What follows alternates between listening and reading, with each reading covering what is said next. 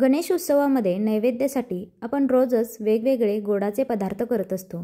त्यामध्ये वेगवेगळ्या प्रकारचे मोदक असोत किंवा मग कोणताही गोडाचा पदार्थ असो, कमीत कमी वेळेमध्ये आणि अगदी कमीत कमी साहित्यामध्ये हे मोदक तयार केलेले आहेत। रेसिपी एकदम सोपी आहे।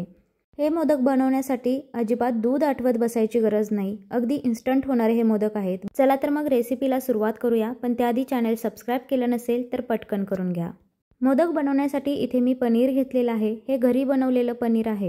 घरच्या घरीच पनीर कसं बनवायचं याचा व्हिडिओ सुद्धा मी चॅनलवरती अपलोड केलेला आहे, तो तुम्ही बघू शकता। किंवा मग मार्केटमधून आणलेल्या पनीरपासून सुद्धा तुम्ही हे मोदक बनवू शकता। तर हे मोदक बनवण्यासाठी इथे मी पाववाटी साखर, पाववाटी मिल्क पावडर, पाववाटी दूध आणि थोडेसे केशरच्या काड्या घेतलेल्या आहेत। तर सगळ्यात पहिल्यांदा आपण साखर बारीक करून घेऊया। मोदक बनवण्यासाठी साखर बारीक करून का घालायची हे सुद्धा मी व्हिडिओमध्ये पुढे सांगणारच आहे। साखर एकदम बारीक करून घ्यायची। बारीक केलेली साखर पुन्हा वाटीमध्ये काढून ठेवूया। त्यानंतर इथे आपण पनीर बारीक करून घेणार आहे। त्यासाठी सगळ्यात पहिल्यांदा पनीर कट करून घ्यायचं। तर बघा किती सॉफ्ट असे हे पनीर बनलेलं आहे, त्यामुळे शक्यतो तुम्ही सुद्धा पनीर घरीच बनवून घ्या। हे मोदक बनवण्यासाठी अजिबात जास्त वेळ लागत नाही, 5 ते 7 मिनिटांमध्ये हे मोदक तयार होतात। तर अशा पद्धतीने पनीरचे तुकडे करून घेतलेले आहेत। इथे तुम्ही पनीर किसून घेतलं तरी सुद्धा चालेल, परंतु किसून घेतलेलं पनीर पुन्हा एकदा मिक्सरमधून फिरवून घ्यावंच लागेल।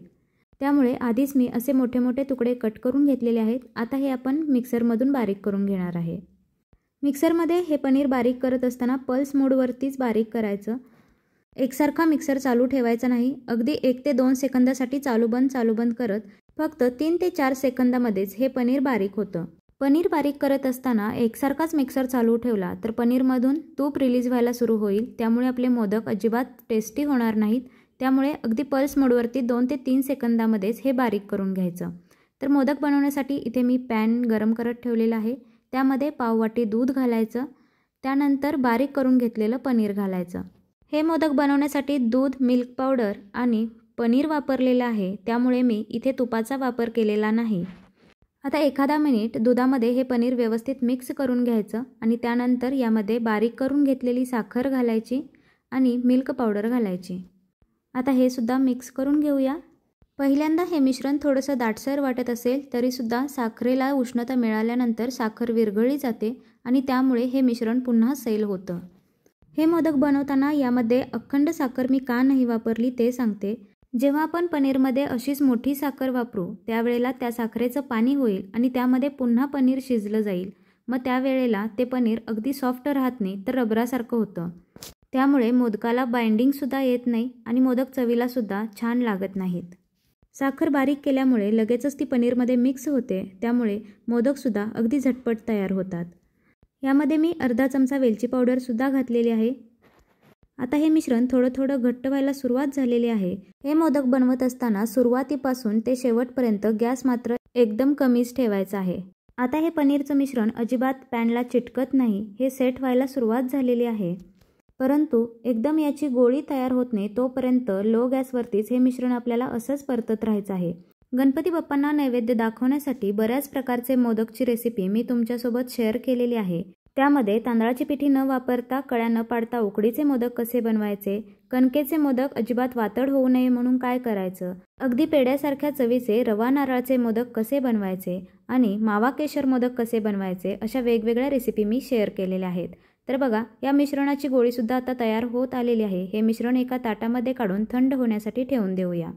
हे मिश्रण ताटामध्ये ओतल्यानंतर सुद्धा असं पसरून घ्यायचं, म्हणजे हे पटकन थंड होतं। तर हे मी 10 मिनिटं थंड करून घेतलेलं आहे। बघा व्यवस्थित असं याला बाइंडिंगसुद्धा आलेलं आहे। आता हे मिश्रण 1-2 मिनिटं हाताने व्यवस्थित असं मळून घेऊया, परंतु अगदी हलक्या हाताने हे मिश्रण मळून घ्यायचं आहे। जोपर्यंत याचा एक गोळा तयार होत नाही तोपर्यंत हे मिश्रण असंच मळत राहायचं।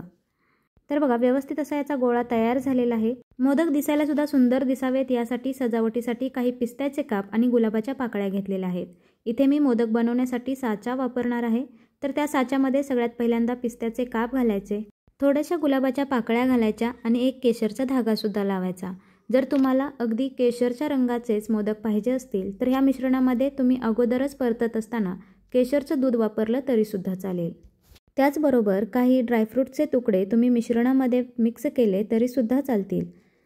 तर मोदक व्यवस्थित सेट व्हावा आणि या गुलाबाच्या पाकळ्या हलू नयेत त्यासाठी या साच्यामध्ये अगोदरच असे मी मिश्रण घालून घेतलेलं आहे आणि त्यानंतर वरून अजून मिश्रण घालून हा मोदक व्यवस्थित असा सेट करून घेतलेला आहे.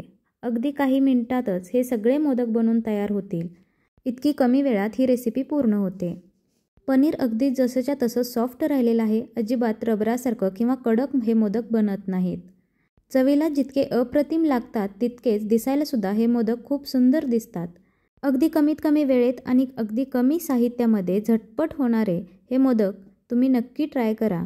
पनीरचे मोदक बनवत असताना पनीर रबरासारखं होऊ नये, कडक होऊ नये त्यासाठीच साखर बारीक करून वापरायची, म्हणजे पनीर अगदी सॉफ्ट जसंच्या तसं राहतं.